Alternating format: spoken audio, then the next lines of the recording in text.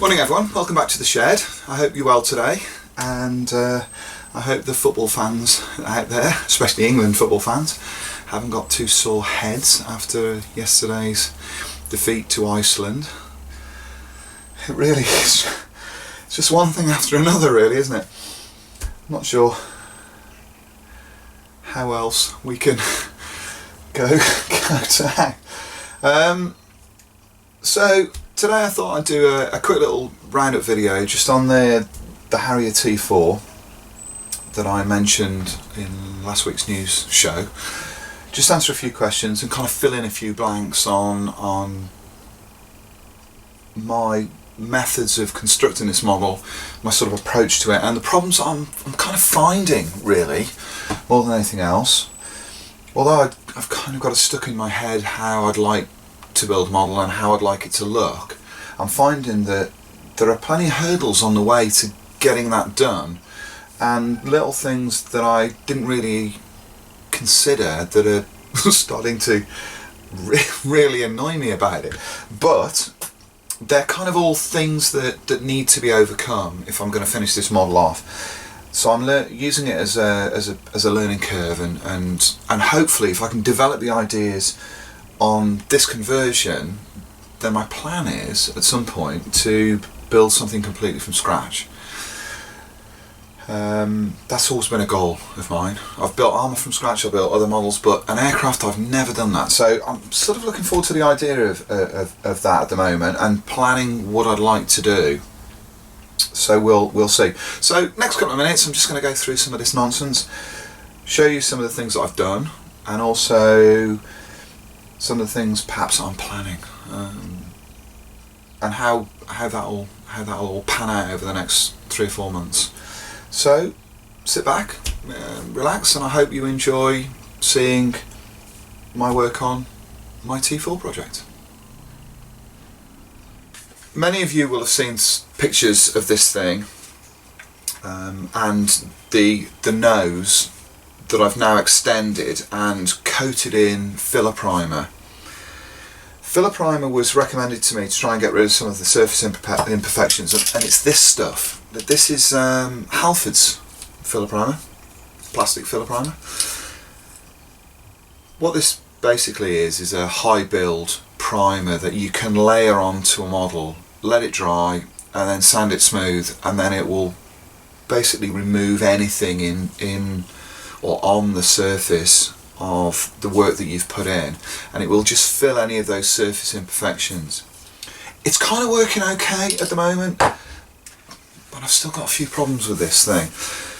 When I built this, I used, to create the extension on the nose, I used plastic strip and then plastic card formers that built up this piece in here. Now the problem I've got is that I was initially planning to use super glue to put these parts together, but I thought better of it and used liquid glue, and I've regretted it slightly because the liquid glue is still drying.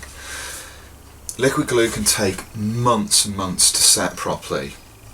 So at the moment it's still settling underneath this paint, and I'm still seeing some slightly ghosted areas under here. I can see them at the moment, and despite the fact that I've built up these layers of primer, I can still see them, and they're kind of annoying me a little bit. So what I'm going to do is I'm going to leave this alone now. I've put on all of these layers of primer. I'm just going to kind of leave it alone, and then hope over the next coming months it'll set properly, and then I can smooth it off. And then once it's painted, all of those little ghost marks, mainly underneath this extension here, this is a triangular piece that I put in, and I can see a line under there, and also I can see slight ribs under here. I'm hoping it'll dry out, we'll see. But it's kind of done now, so the nose is kind of extended, and then I've got a resin piece here that I'll be using to create the laser nose for the T4. And once that's in place, it is kind of starting to look like the real thing, which is great. Also, what I've done over the last few days is started to build the interior of the cockpit. And what that really means initially is building up the flooring and also the bulkheads that slot in to the cockpit to create the detail and the structure that everything else will sit on. Initially I planned to use the Airfix parts, but Airfix mould this tub in one, I'll put this down just for a second, they mould this tub in one piece, and as a result of that they decided that all of the instrument panels would go, the instrument consoles rather, would go from the instrument panel all the way back to the bulkhead behind that. And in the pictures that I've got of the T2/T4, both at the Jet Age Museum and also at Carnarvon in Wales, those panels actually only go about 2/3 of the way back. So they go to here and then they drop down, and this is actually empty, and it's actually empty on in both cockpits. So what that means is that I've got to build all of this anew, build a front bulkhead, a floor, and then a rear bulkhead, and do it twice. And then once those are in place, then I can start building the consoles and all of the rib detail that goes onto the inside of the cockpit. I hadn't really planned to do that, but it looks like that's how I'm going to have to approach this. So far what I've done is I've built up profiled formers for the rear bulkhead, the central bulkhead here, and also the front floor. I've kind of used the kit bulkhead, this piece here, I've used this as a guide to the size of this, sensibly, because essentially all I've done is I've just moved this part of the cockpit forward. So the shape here and the shape there are kind of similar. So if I can use this to map out those initial shapes, then what I do is just sort of chamfer them off and then they'll fit inside. So that's kind of where I am with this at the moment. I'm letting it dry and I'm working on other pieces. I've used some interesting ideas that I'd not really thought of before.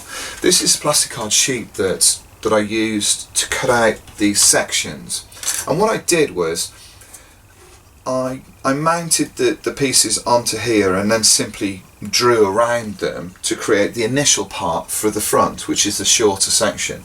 But then for the rear section I moved this piece further down the plasticard like that, held it in place, and then I used this, which is Tamiya's curved tape, to create a curved section on here, and this allowed me to create a perfectly smooth curve. And so once the tape was in place and I was happy that it was curved in the right places, I simply cut around it and then glued it into place onto the model, or fixed it into place onto the model. To my surprise, it kind of worked alright, and it meant that I only had to remove 0.5 millimetre off each edge for it to fit perfectly inside. So at the moment I have a large fuselage with an even larger nose. I've got everything sort of mapped out on this. Over the next few days I'll add the second floor, and then my plan is to glue everything, all of that structure, onto this side of the fuselage, glue it into place, make sure it's completely square and all of the formers are in place, they're at the right angles, check against the seats, and then I'll detail all of this wall on this side with that structure in place, and then I'll detail this side away from the model. I think because it's so big I can probably paint everything in place. I don't really need to start thinking about having separate components in there. I'll leave all the seats out, I'll leave the control columns out and all of that nonsense. But it'll allow me access to get into there and to weather it into there. I think that way I can make sure that all of that major structure of the floor and the cockpit is in place and it's fixed and it looks tidy. My concern is that if I don't do that, I'll start fighting detail in and around here, and that'll cause a bit of a mess. And I'm trying to cut down on the amount of work that I need to do. There are certain areas at the moment that I need to adjust slightly. This area on the top of the fuselage needs to be reduced by about 3-4 millimeters it needs to be pushed back. The rear wall is actually in a slightly different place on the T2, T4 to the single seater. They moved that wall backwards a few inches, so I need to reflect that, so I'm going to need to cut out a section on here as well. It's like constant adjustment. Everything on this needs to be adjusted all the time, and at the moment I've spent the thick end of 2 weeks just building this piece up and sanding it smooth, priming it, sanding it, priming it, sanding it, and I don't really feel like I've got anywhere beyond that, and I need to start adding some detail into this before I go completely bonkers. So that's where we are with this. You can see a bunch of photographs of the model and what I've done on it on my blog. If you take a look at that, you'll see the parts in detail. You'll also see these sections and these formers in place, so you can get an idea of how that structure works. Hopefully within the next couple of weeks I'll start to make some real progress on this thing, and then once that cockpit's done, once that section's completed, then I can move on to the tail. I can't really touch the tail at all until this whole front end is finished. Everything's built, the fuselage is glued together, and it's all painted. So this piece is quite a way off at the moment. I have worked on the tail. This is the tail fin extended up. So essentially this is a GR3 tail, and it's got an extension. It's lifted up on a plug here. It's extended upwards and it's extended forwards, and then this piece fits in so that the vent at the front of the tail matches up with exactly the same panel line as on the single seater, and it gives you an idea of how this thing will look. And once it's in place, I think it looks okay. I think proportionally it looks okay at the moment, and then the tail is extended out to about here and then blended in. There are some really odd and quite subtle shifts in profile and shape around here. This strake that's underneath the fuselage comes away, and then this all blends into like a triangular section, and then this piece here is replaced by an almost flat kind of straked area that goes under there. So it's not a perfect blend along here. I've looked at the photographs and it really isn't. So that there's going to be some interesting work done on there. I've already bought a pack of white milliput, so that's going to be used to blend this section in. The new piece will essentially be a triangular box that I'll detail, and for that I've been sent some of this. Tim Perry sent me this. This is an extraordinary material. It's like a resin block, and it's quite dense, but you can sand this and scribe it, and also using chisels and other engraving tools you can engrave this with detail. So at the moment I'm planning on using a piece of this to create that section at the back, and then that way I don't have to create a laminated box. I'm hoping that Tim will be able to cut a triangle of this material the correct width to match this section here, and also the correct depth, and then all I'll do is I'll glue it in. Apparently you can glue this with super glue, so I'll probably pin it at the back and then pin it against a bulkhead and then super glue it in, and then just use the milliput to blend in this piece here with the underside of the fuselage. I'll see how that goes. I'm not sure at the moment. That's the plan, and that would save me an awful lot of time, I think, if I was able to do that. So with a bit of luck that may well be the way to go. So that's the T4 as it stands at the moment. I hope you like seeing it, and as normal with these things, you'll see it across the forums and like I say, on my blog. So if you're interested in seeing how this build progresses over the coming months, please check those things out. Also stick with this channel, because I'll keep adding little weekly updates. I think that's probably the best way to answer any questions on this. We will see.